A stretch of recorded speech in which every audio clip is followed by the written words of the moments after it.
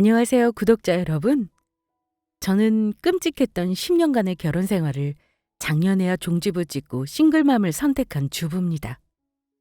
아이는 딸아이 하나 제가 데리고 이혼했고요. 제가 원래 살던 친정집 주택으로 이사와서 작은 카페를 운영하고 있어요. 이제야 평온하게 저의 삶을 온전히 누리는 기분입니다. 제가 결혼 생활은 짧지만 35에 결혼해 지금 나이가 벌써 40 중반입니다. 결혼을 늦게 한 만큼 남들 눈에 잘 사는 걸로 보이고 싶기도 했고 실제로 가정을 유지하고 싶은 마음이 컸던지라 이기적인 남편놈 참아가면서 살았습니다. 그래서 사연 보내기 전에 고민을 많이 하긴 했어요. 요즘 젊은 친구들은 아니다 싶으면 정말 빨리 갈라서기도 하거니와 배우자가 무시한다거나 인격모독을 하면 절대 참지 않는 세상이잖아요. 제가 참고 산 세월 얘기하면 다들 바보 같다 하실 게 뻔하니 좀 조심스럽더라고요. 게다가 저는 시어머니를 모시고 살기까지 했으니까요. 물론 제가 자의로 모신 겁니다. 미리 말씀드리면 저희 시어머니는 저를 딸처럼 대해주신 좋은 분이셨습니다. 하지만 아무리 시어머니가 좋아도 제가 평생 의지하고 살 사람은 남편이잖아요. 남편놈이 저를 참 많이도 힘들게 했습니다. 저도 이혼 생각한 적 많아요. 하지만 실행에 옮기지 못한 건 지켜야 할 것들이 많아 이혼은 안 된다고 스스로 옥새를 채웠던 것 같아요. 하지만 정작 가장 중요한 건 나 자신의 행복이라는 걸 깨닫고 아이가 있음에도 미련 없이 이혼했습니다. 나의 배우자는 저의 희생과 수고로움을 전혀 모르더라고요. 그거 보면서 내가 지난 세월 결혼 생활을 참 잘못했구나 하고 단번에 깨달았네요. 결혼 생활이 처음부터 꼬인 건 아니에요. 결혼이 둘 다 늦긴 했지만 처음에는 당연히 둘 다 잘 살아보자는 마음이었습니다. 참 공교롭게도 저나 남편은 둘 다 편모스라에서 자랐더라고요. 남편과 연애할 때부터 느낀 건데 그 사람은 자기 집안과 경제력에 대해 약간의 컴플렉스가 있던 사람입니다. 스스로 좀 자신감이 없었고 제가 편모스라인 걸 알았을 때 이 말을 하더라고요. 너랑 결혼하면 적어도 처가에서 반대할 일은 없겠다. 그렇지? 너나 나나 온전치 못한 가정이라 서로 구제해주는 거나 다름없지 뭐. 안 그래? 솔직히 너나 나나 편모스라에서 자라서 흠이라면 이게 흠이잖아. 내가 암만 잘나봐라. 홀어머니라고 하면 딸 가진 부모들이 허락 쉽게 안 할걸? 물론 너도 마찬가지지. 근데 저는 남편이 하는 말 듣고 묘하게 기분이 안 좋더라고요. 아니, 부모님 한 분이 먼저 돌아가신 게 내 잘못은 아니잖아요.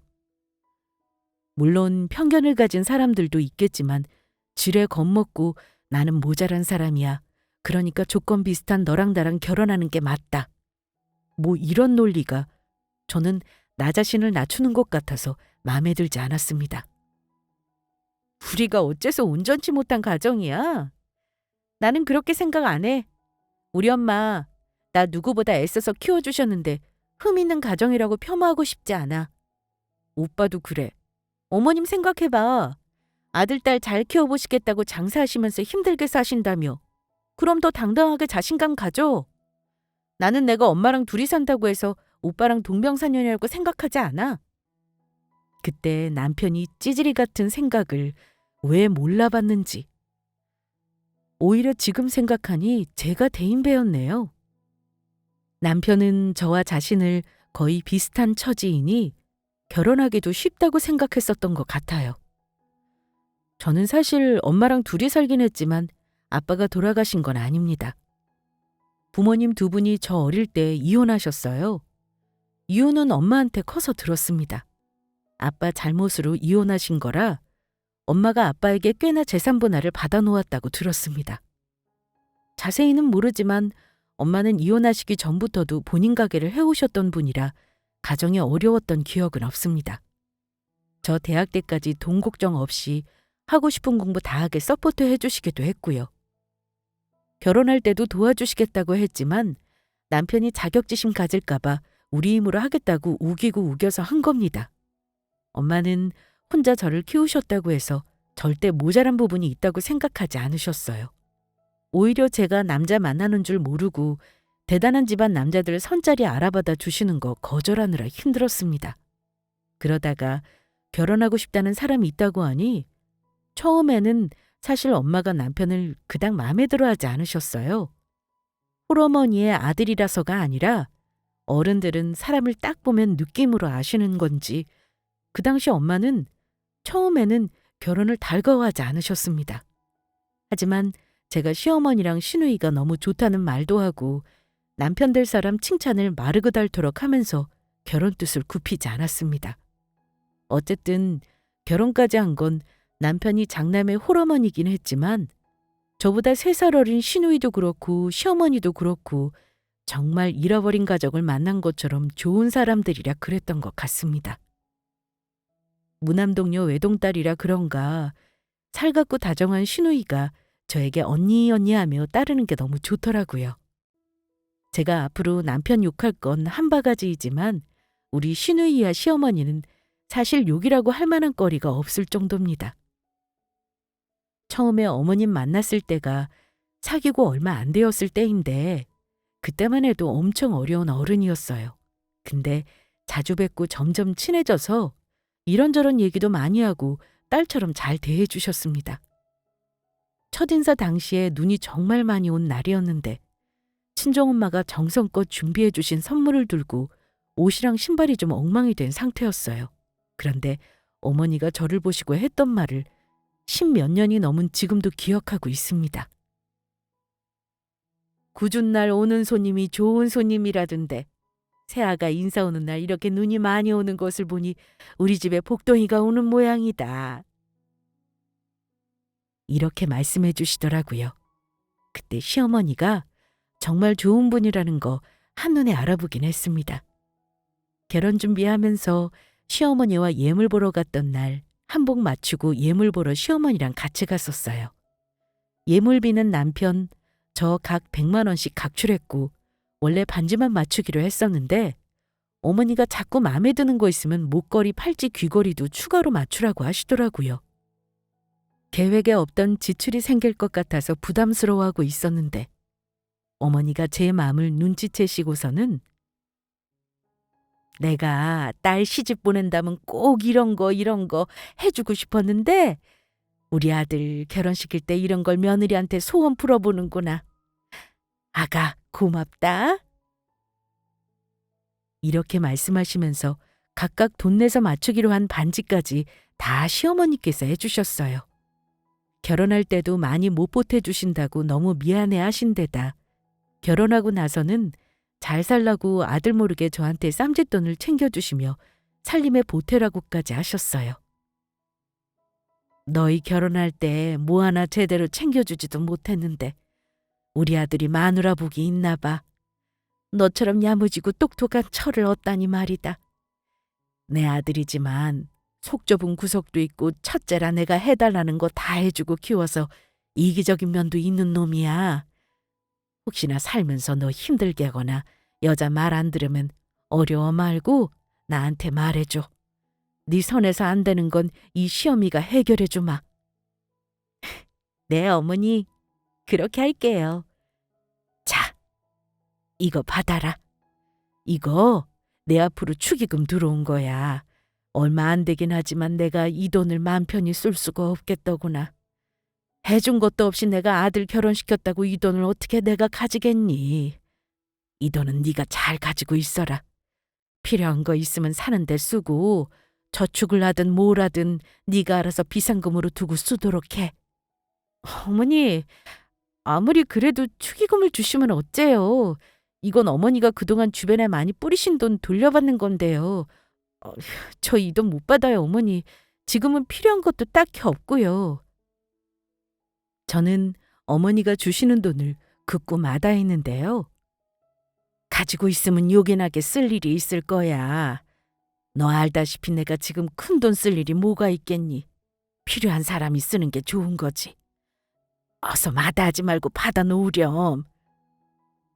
제가 난감해하니 옆에 있던 신우이도 어머니를 거들었습니다.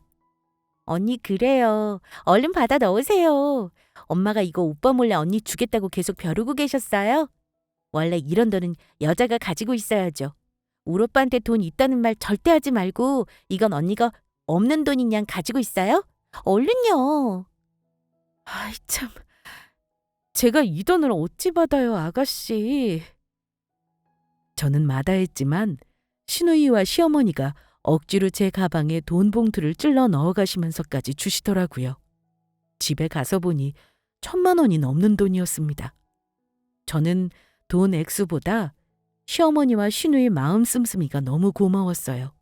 그래서 비상금으로 넣어두고 나중에 어머니랑 신우이 여행이나 보내드리려고 마음먹고 있었어요. 저는 주변에서 며느리한테 이렇게 돈 건네었다는 시어머니 얘기를 들은 적이 없습니다. 그 정도로 우리 시어머니가 저를 많이 예뻐하셨다는 말씀을 드리고 싶어요. 남편과 연애를 오래 하고 결혼했지만 사실 신혼 때는 많이 싸웠습니다. 밥 먹고 그릇 치우는 거로도 싸우고 청소하는 걸로도 싸우고. 근데 한 번은 저랑 싸우고 시댁을 갔는데 저랑 남편 사이가 냉랭하니 어머니가 딱 눈치를 채시고 물어보시더라고요. 너희 분위기가 왜 이래? 혹시 싸웠니? 제가 눈치 보면서 대답을 못하자 남편이 그러더라고요. 그렇죠 뭐. 저희가 알아서 할게요 엄마. 모른 척 해주세요. 사소한 일로 좀 다퉜는데 티 많이 났어요? 부부싸움이야 뭐 늘 있는 일인데요. 그러자 어머니는 정색을 하시더니만 남편을 나무라셨습니다. 니들이 이렇게 티를 내는데 내가 어찌 모른 척을 해. 부부싸움 한 거 엄마가 모르길 원했으면 집 나서기 전에 해결했어야지. 너는 남자놈이 네 와이프 얼굴 어두운 거 보고 미안하다는 말이 먼저 안 나오더냐? 남자가 마누라한테 자존심 세워서 어디다 써먹어? 네가 잘못한 거 없어도 잘못했다고 마음 풀어줬어야지. 시댁에 오면서 네 처가 얼마나 마음이 안 좋았겠어? 어머니가 제 편을 들어주시는 바람에 저는 순간 눈물이 왈칵 쏟아지더라고요. 남편은 꿀먹은 벙어리가 되었고요. 아이 참 엄마. 내가 잘못한 거였으면 잘못했다고 하죠. 잘못한 거 없으니 그렇지. 엄마는 아들이 며느리한테 꼼짝 못하고 사는 게 좋아요? 그럼 네가 마누라 기선제압하고 살 거냐? 못난 놈 같으니. 세상 천지 제일 못난 놈이 너처럼 여자 이겨먹으려는 놈이다 이놈아. 네 아버지도 한 번도 그런 적 없는데 대체 뭘 보고 배운 거냐? 서로 다른 환경에서 살아서 불편한 건 알지만 지금 살림을 새아가가 주로 하잖아. 무슨 일인지 자세히는 모르겠다만 아들 네가 맞춰주는 게 맞다. 이런 거 조금 바꾼다고 죽는 거 아니지 않니? 아이씨, 알았어요 엄마. 그렇게 할게요. 자기 처 얼굴에 그늘지게 하는 거는 남자가 못나서 그렇다는 것만 알아도. 어머니는 이렇듯 늘 며느리 편에서 먼저 얘기해 주셨습니다. 사실 남편과 많이 싸웠던 건 결혼 전에는 몰랐던 남편의 꼰대 같은 면모 때문이었습니다. 우리 힘으로 하재서 거의 반반 결혼하면서 집 얻을 때는 대출까지 받았는데 결혼 후 남편은 혼자 있는 우리 친정엄마를 챙길 생각도 안 하고 주말마다 자기 집에 가자는 사람이었습니다. 어머니가 오란 소리도 안 하셨는데 남편이 마치 숙제하듯 자기 어머니를 챙겨야 한다고 매주 가야 한다는 겁니다. 우리 엄마 나 장가 보내고 말씀은 안 하셔도 엄청 마음 허하실 거야. 당분간은 매주 가서 어머니랑 식사 한 끼는 하자. 저도 어머니가 좋으신 분인 거 알고 챙기고 싶은 마음도 당연히 있었습니다. 하지만 우리 엄마도 같이 챙겨드리자는 말 없이 자기 엄마만 챙기자는 소리 하는데 반발심 안 생길 여자가 있을까요? 그게 무슨 논리냐고 따졌죠. 그렇게 치면 우리 엄마는? 어머니는 아가씨라도 있지만 우리 엄마는 혼자 계시잖아. 가까이 사는데도 결혼하고 나서 한 달에 한 번 가기도 힘든데 자기 어머니 챙기자는 말만 할 수가 있어? 그랬더니 한숨을 푹 쉬더니만 남자랑 여자랑 같아? 원래 결혼하면 친정일은 아무래도 시댁에 비해 배제되는 게 맞고 시댁을 먼저 생각하는 게 예의지. 그게 기본도리 아니야? 싫으면 오지 말던가. 그래서 진짜 안 갔습니다. 그랬더니 어머니 집에 혼자 간 남편이 가자마자 바로 쫓겨왔더라고요. 어머니가 결혼한 아들놈 자꾸 주말마다 와서 먹고 가는 거 힘들다면서 앞으로 오란 말 안 하면 오지 말라고 하셨다더라고요. 그 말 듣고 속으로 웃었던 기억이 나네요. 명절에 시댁에 가도 어머니는 음식 바리바리 싸주시면서 얼른 점심 되기 전에 친정엄마한테 가서 같이 밥 먹으라고 하셨고요. 근데 남편은 제가 친정을 챙기거나 친정에 간다고 하면 서운한 기색을 매번 내비치는 사람이었습니다. 어머니는 효도받는다 생각 안 하시는데도 꼭 한다는 말이 자기 엄마가 불쌍하다나요? 며느리가 들어왔는데 편하게 못하고 며느리 눈치를 본다나요? 본인이 생각한 며느리는 이런 모습이 아니라는 개소리를 하더라고요. 하지만 어머니는 이렇게 며느리 도리를 은근히 강요하는 남편과는 다르셨어요. 어머니는 집이 시댁에서 10분 거리인데도 아이 낳기 전 완전 신혼 때는 저 부담스러울까봐 자주 오지도 않으셨어요.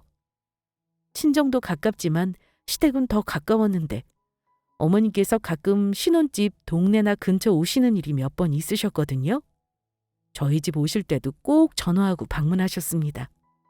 절대로 먼저 집에 안 들어오시고 집 앞 카페에서 차 한잔 하시고 일어나시거나 밥 사주시고 쿨하게 떠나셨어요. 집에서 차 한잔하고 가시라고 해도 너네 잘 사는 거 봤으면 됐다. 이러고 가시는 일이 많았습니다. 시누이도 마찬가지입니다.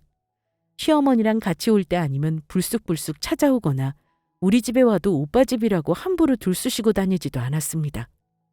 친정 엄마도 제가 이렇게 좋은 시어머니랑 시누이 만난 거 당연히 복받은 일이라고 얘기했죠.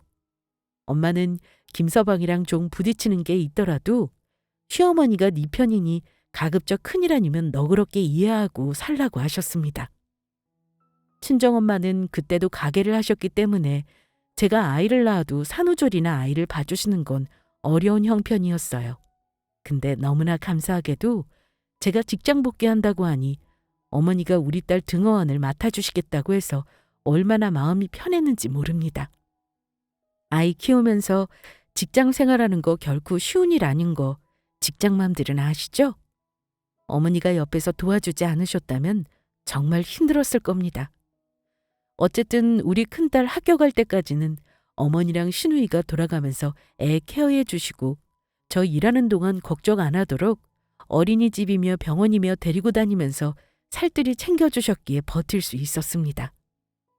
남편과 3년간 주말부부 생활했었는데 거의 육아가 제 몫이었거든요.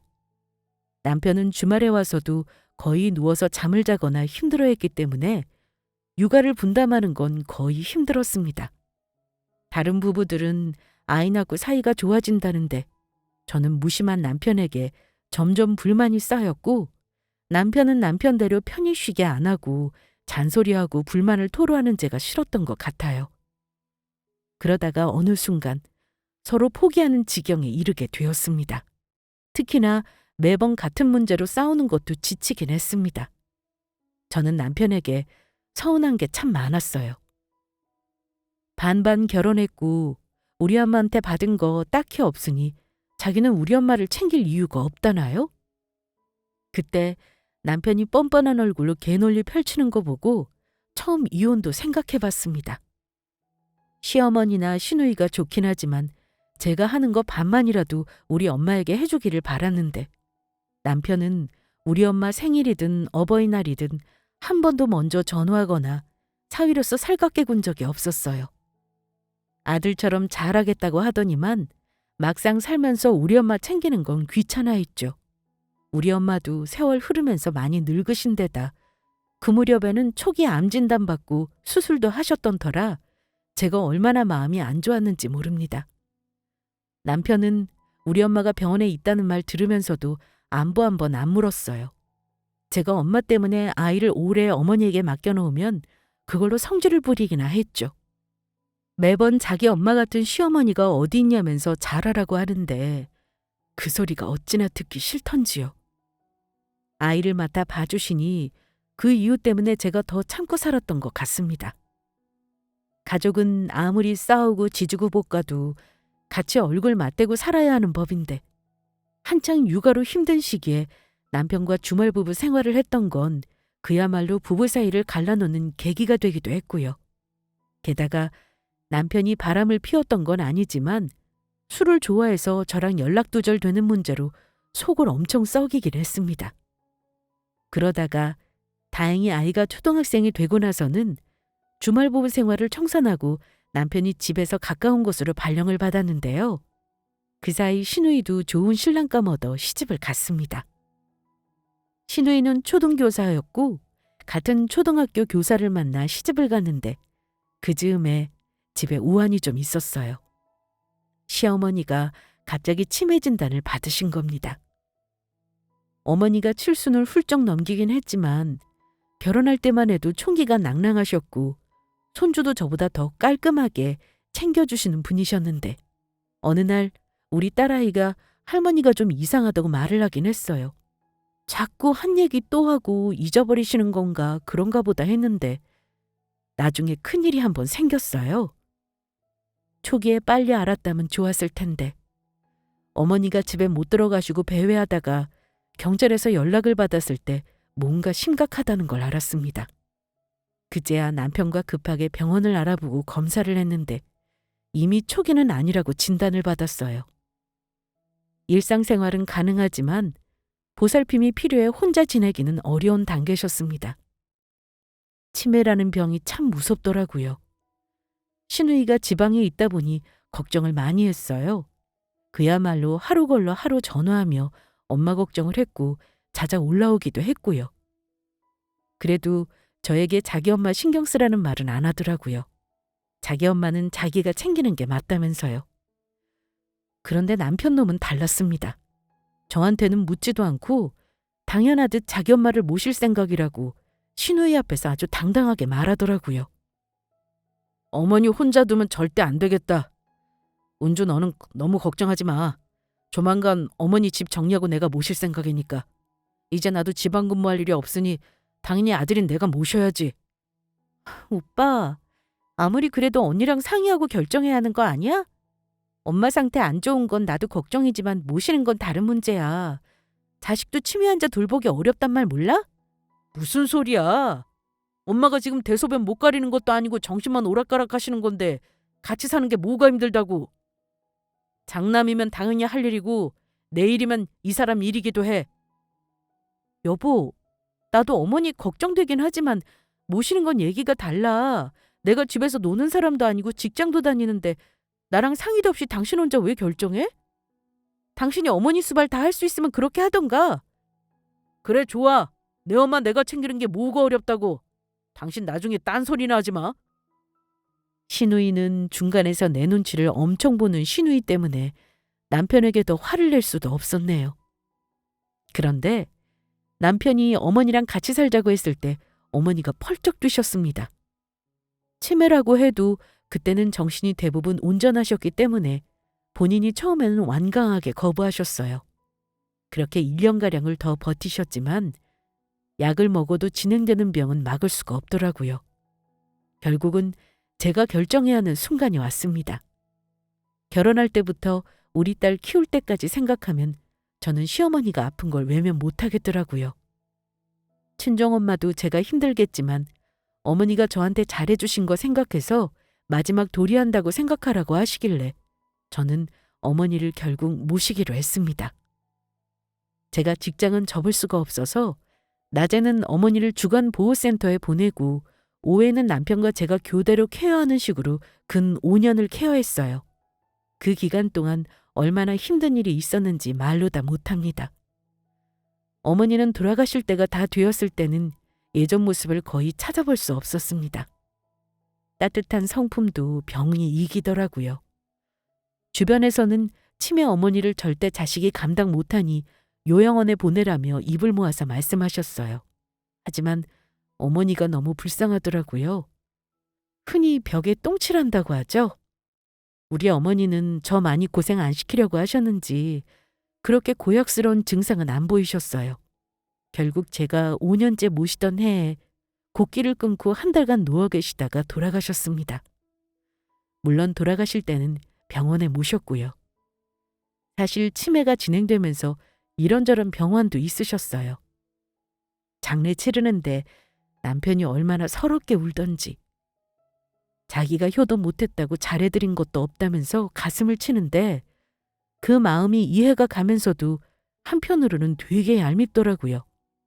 제가 자기 엄마 수명을 단축시킨 것도 아닌데 이해가 가면서도 한편으로는 되게 얄밉더라고요.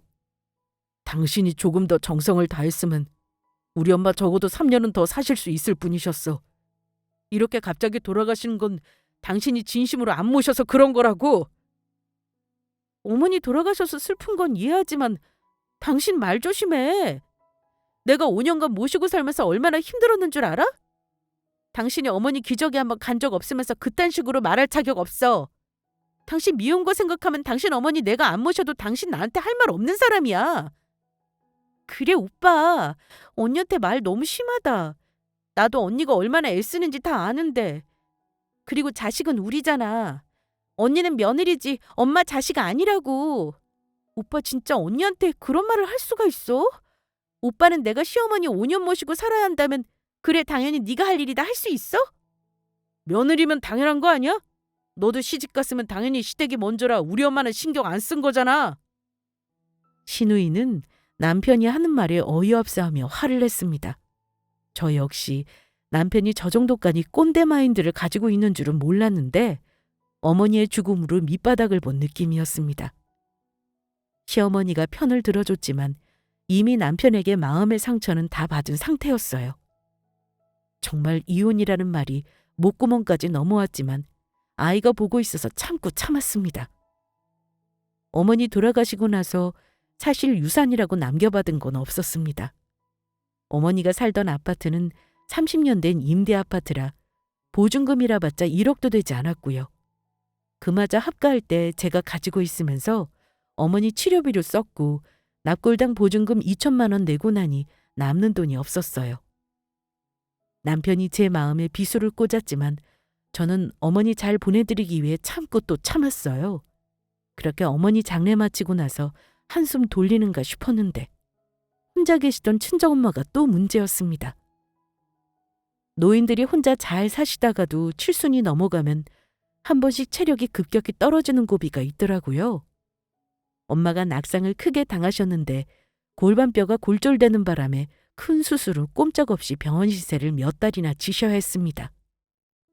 몇 년 전 암 수술하실 때 체력이 확 꺾이셔서 하던 가게도 관두셨지만 5년간 건강관리 잘하셔서 재발 안 하고 완치 판정까지 받았는데 뜻밖의 사고였죠. 그래서 한동안 저는 또 엄마 병간호에 매달려야 했습니다. 제가 시어머니를 모시긴 했지만 그동안 엄마는 늘 괜찮다고만 하셨는데 너무 약해진 모습을 보고 제가 너무 죄송스럽더라고요. 사실 엄마가 아프시니까 시어머니 생각이 나더라고요. 시어머니를 그렇게 보내드리고 나서 제가 생각이 좀 많았었어요. 시어머니지만 생전에 저한테 해주신 거 생각하면 너무 못해드린 게 많은 것 같아 후회도 많이 했고요. 부모는 자식을 기다려주지 않는다는 말 뭔지 딱 알겠더라고요.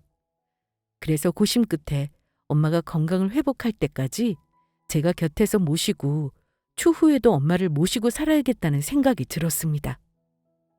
그래서 고민하다가 어렵게 남편에게 이야기를 했습니다. 친정엄마를 모시고 싶다고 말이죠. 저는 당연히 남편이 그러자고 할 줄 알았습니다. 시어머니를 모시고 살아온 세월이 있으니까 남편 역시 당연히 그러자고 할 것이라고 생각을 한 거죠. 하지만 이야기를 들은 남편은 말도 안 되는 소리 하지 말라며 질색팔색을 했습니다. 심지어 저에게 미쳤냐는 말까지 하더군요. 당신 미쳤어? 다리뼈 부러져서 거동도 힘든 양반을 어떻게 집에서 모시고 살아? 제발 생각 좀 해라. 아무리 당신 엄마라지만 당신도 노인네 병시중하는 게 쉬울 것 같아? 김병에 효자 없다는 말이 왜 있는데? 난 싫어. 내가 왜 내 집에서 불편하게 지내야 하냐? 정 장모님 모시려면 요양원으로 보내야지. 미쳤다고 모시냐?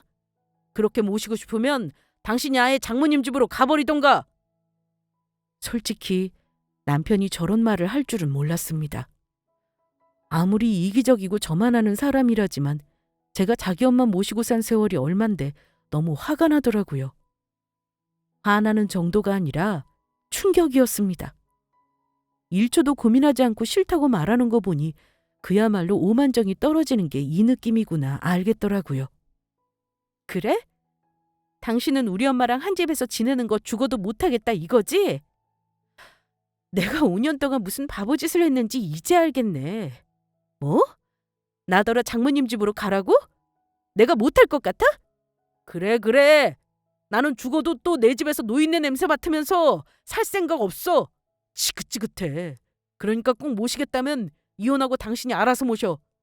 나는 오늘 이 자리에서 당장이라도 이혼 도장 찍을 수 있을 것 같은데 어떻게 할래? 너희 엄마 모시고 나가든가 아니면 오늘 끝을 내자. 남편은 이혼이라는 말까지 너무나 아무렇지 않게 입에 담더라고요. 좋아. 이혼? 당신이 먼저 말해줘서 고맙네. 우리 이혼하자. 깔끔하게 딱 둘로 갈라서 헤어져. 나는 당신이랑 결혼했을 때부터 이혼을 맨날 생각하고 살았어. 내가 참고 산 게 당신이 좋아서 산 줄 아니? 근데 지금 당신 말하는 꼴을 보니 내가 얼마나 바보였는지 알겠다. 도장 가지고 와. 내일 당장 이혼 도장 찍자. 그래, 맘대로 해봐. 나랑 이혼해서 그나마 있는 집 한 칸 팔면 뭐 2억도 안 되는 돈 가지고 어떻게 살래? 네 친정엄마 30년 된 그 쓰러져가는 단독주택 가서 어디 한번 잘 살아봐. 뭐? 나랑 이혼 생각했다고? 야, 나도 너랑 결혼한 거 후회했어. 남들은 처가 잘 만나서 호의호식하며 사는데 난 뭐냐? 다들 사업이니 뭐니 내 나이 때 떵떵거리며 살아. 나는 월급쟁이 생활하는 게 다 누구 때문인데? 정말 답이 안 나오는 인간이더라고요. 남편 놈 악쓰는 거 보고 저는 이미 저 당시에 눈에 뵈는 게 없었습니다. 갈라서 자는데 더 할 말이 있나요? 저도 지난 세월 남편 성질 참아주고 산 시간이 스쳐가면서 이젠 아니다 싶더라고요. 그래서 저도 두말 없이 이혼하자고 했습니다. 10년 넘게 그놈하고 살면서 그래도 제가 알뜰하게 살았더라고요. 재산 분할 정확하게 하고 양육비 받는 조건으로 이혼했는데 그 돈 가지고 저는 회사 그만두고 가게를 차릴 생각이었습니다. 아이 데리고 친정엄마 집으로 들어가 엄마 보살피면서 살기로 결심했어요. 남편이 그렇게 무시하는 제가 나고 자란 단독주택으로 말입니다. 엄마가 저 이혼할 때 마음 아파하셨지만 이혼을 말리지는 않으셨습니다. 그동안 너 애쓸 만큼 했었고 할 만큼 했다. 김서방이 너를 저렇게 무시하고 사는 줄은 엄마도 진짜 몰랐어. 네가 어머니한테 할도리 하는 거 보고 너한테 잘하는 줄 알았지. 나한테 잘하는 건 기대하지도 않았는데 어찌 그럴 수가 있니? 너 이제 편하게 살아. 엄마도 너 이혼하는 김에 더 아프기 전에 재산 정리 다 해서 너한테 줄 거야. 너도 그런 줄 알고 마음 편히 이혼해. 저도 엄마가 상가 2개와 지금 사는 주택, 월세 놓은 오피스텔, 얼마간의 현금이 있는 줄은 알았지만 정확히 얼마의 재산이 있는 줄은 몰랐습니다. 남편과 숙려 기간 중에 엄마가 그동안 증여 절차를 진행했는데 글쎄 한 달에 엄마가 월세로 들어오는 돈만 1,000만 원이 넘는 겁니다. 그래서 엄마가 돈 걱정 없이 사시고 저한테도 도움을 많이 줬구나 하고 알겠더라고요. 엄마가 이참에 오래 산 단독주택도 처분하자고 했는데 저는 아예 리모델링을 해서 집을 지키고 싶더라고요. 살기 좋게 집을 리모델링한 후 저는 10년 넘게 다닌 직장을 그만두었습니다. 이혼은 살던 집을 처분해 재산 분할한 돈으로 집에 가까운 곳에 상가 하나를 얻어 작게 카페를 시작했어요. 작은 카페지만 관공서 근처라 수입도 직장 다닐 때보다 훨씬 낫더라고요. 아르바이트생을 쓰니 시간적으로 여유도 생겨서 엄마랑 아이와 시간을 많이 보낼 수도 있었습니다. 혹여 부모의 이혼으로 힘들어할 아이가 신경 쓰여 한동안 우리 세 식구에 집중하고 살았던 것 같습니다. 이혼하고 몇 달이 흘렀는데 남편 놈이 자기 새끼는 생각이 났는지 아이를 보게 해달라고 연락이 한번 왔더라고요. 마침 양육비를 2달 안 넣고 있던지라 경고도 할 겸 한번 보자고 하고 제 가게로 불렀습니다. 그런데 반년 만에 만난 전 남편놈 행색이 뭔가 이상했습니다. 여자 손길이 안 닿아서 그런가 호라비 냄새가 가게에 들어오자마자 확 풍기더라고요. 전 남편은 제가 카운터에 있는 거 보고 살짝 놀라는 듯 하더라고요. 아마 제가 직장 그만두고 커피숍 사장하는 줄은 몰랐을 테니까요. 미안한데 우리 딸 이따 학교 끝나고 오면 잠깐 얼굴만 보고 가. 그리고 왜 2달 동안 양육비 안 붙이는지 설명 좀 해줄래? 그게 사정이 좀 있어. 근데 당신은 여기서 뭐해? 약속 장소에서 당신 아르바이트라도 하는 거야? 회사는 어쩌고? 그런데 어쩐지 남편에게 한 방 먹이고 싶은 생각이 들었습니다. 제가 잘 살고 있다는 걸 이제 이혼한 마당에 숨길 이유도 없고요. 아르바이트라니. 나 여기 사장이야. 이 가게 내 거고. 당신이랑 이혼하면서 집 한 돈으로 샀지. 그냥 쉬엄쉬엄 하고 있어. 월급보다 훨씬 낫네. 이제 나도 편하게 사나 싶어서 요즘은 사는 게 재미있어.